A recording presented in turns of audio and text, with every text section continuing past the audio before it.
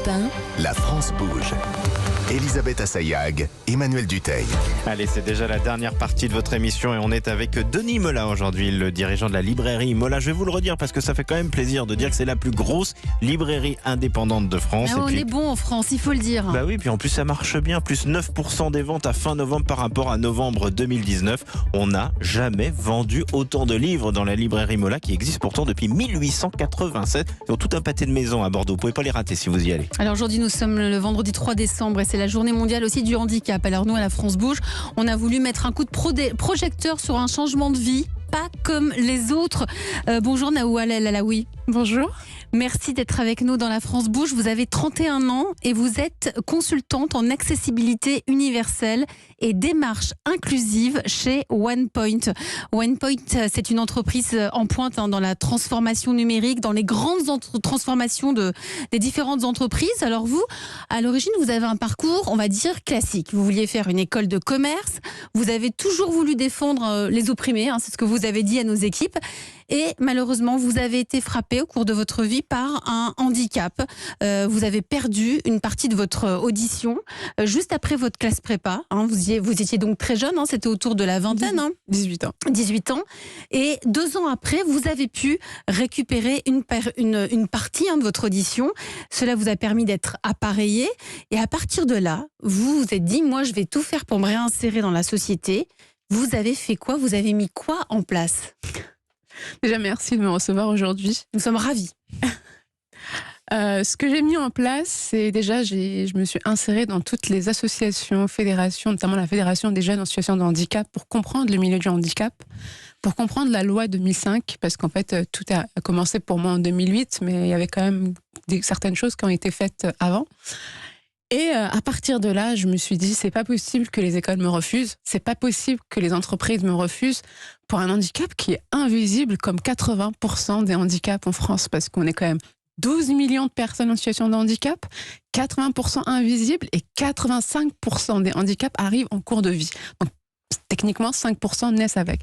Donc quand je pars de ce constat-là, je me dis, mais non seulement c'est injuste, mais en plus... en fait, la défense des opprimés, qui à la base était pour moi la défense des femmes, parce que voilà, je porte pas mal de superbes étiquettes. Je suis une jeune femme maghrébine, en situation de handicap, ça en fait un peu beaucoup pour les entreprises. Et beaucoup d'humour. Mais ce qui est fou, c'est que vous aviez pourtant retrouvé déjà une partie de votre audition au moment où vous êtes retrouvé discriminé, parce qu'il n'y a pas d'autre mot. Exactement. En fait, j'ai récupéré, parce que de toute façon, je n'ai pu revenir après ces 2 années qu'une fois que j'ai récupéré une partie et que j'ai pu être appareillée. Et en fait, malgré tout, le handicap fait peur.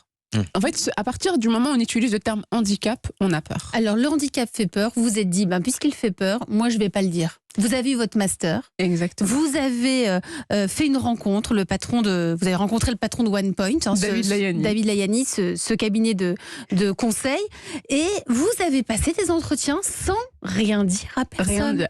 En fait, quand j'ai rencontré David, j'ai d'abord rencontré sa philosophie. Parce que c'était pendant un hackathon, pendant mon master, mon 2e master d'ailleurs à Schema. On a fait un hackathon et David est venu, il s'est exprimé. Et en fait, j'ai entendu sa vision de l'inclusion. Et là, je me suis dit, c'est lui mon patron et c'est lui. Je vais tout faire pour venir bosser chez lui. C'est une manière de tester en vrai si ce qu'il disait devant vous était la réalité par ailleurs. C'est pas que les mots, tout à fait. Exactement.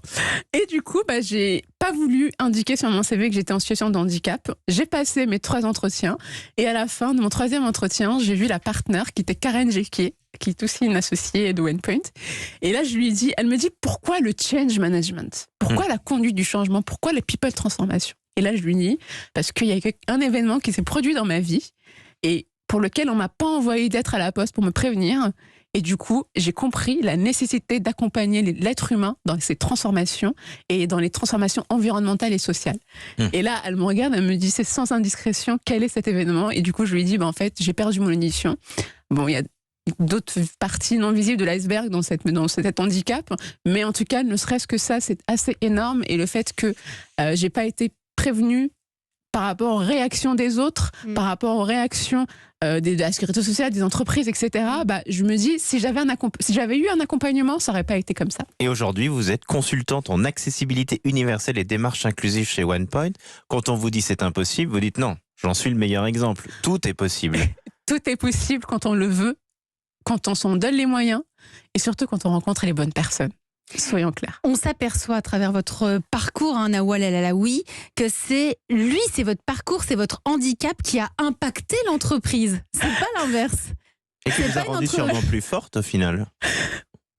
En fait, c'est pas que ça a impacté l'entreprise, c'est que je suis venue avec une histoire et un parcours comme tout collaborateur chez OnePoint. Et en fait, c'est très marrant, mais vous pouvez interroger énormément d'autres collaborateurs en situation de handicap ou pas, mais qui viennent tous avec une histoire et qui viennent impacter les expertises de OnePoint sur le sujet. Et sur tout ce qu'elle peut porter pour ses clients. Et c'est exactement ce que j'ai fait avec le handicap, c'est-à-dire que je suis venue, j'ai été voir Monsieur David Layani, Monsieur Mathieu Fouquet et notre leader Loubna Méliane, et je leur ai expliqué mon parcours, mon histoire, et je leur ai dit voilà mon business plan, voilà comment on peut faire, et voilà comment on peut accompagner les collaborateurs et les entreprises. Il n'est que question de démystification, il n'est que question de retirer les peurs, les craintes et les biais cognitifs. Vous en êtes l'exemple parfait en Denis tout cas. Mola, d'un mot, c'est très inspirant. Ah oui, tout à fait, oui. Tout à fait, oui. Vous avez des personnes en situation de handicap à la librairie Mola? Oui, quelques collaborateurs de la librairie. Voilà, il faut continuer dans ce sens-là. Merci à vous, Nawal El Alaoui. Je rappelle que vous êtes consultante en accessibilité universelle et démarche inclusive chez OnePoint. Bravo pour votre audace, parce que vous avez osé, vous y êtes allé. Bravo à vous. Et on remercie notre grand témoin du jour, Denis Mola, le dirigeant de la librairie Mola, une librairie qui cartonne. Elle est située à Bordeaux, plus grande librairie indépendante de France, et ça marche très très bien. Merci à vous d'être venu dans la France. Merci infiniment. Emmanuel, lisons. On se retrouve, lisons ce week-end en attendant. Allez, on ouvre un bon bouquin ce week-end. Avant et puis, les jeux désolé vidéo. Denis Mola, mais on joue aux jeux vidéo nous lundi.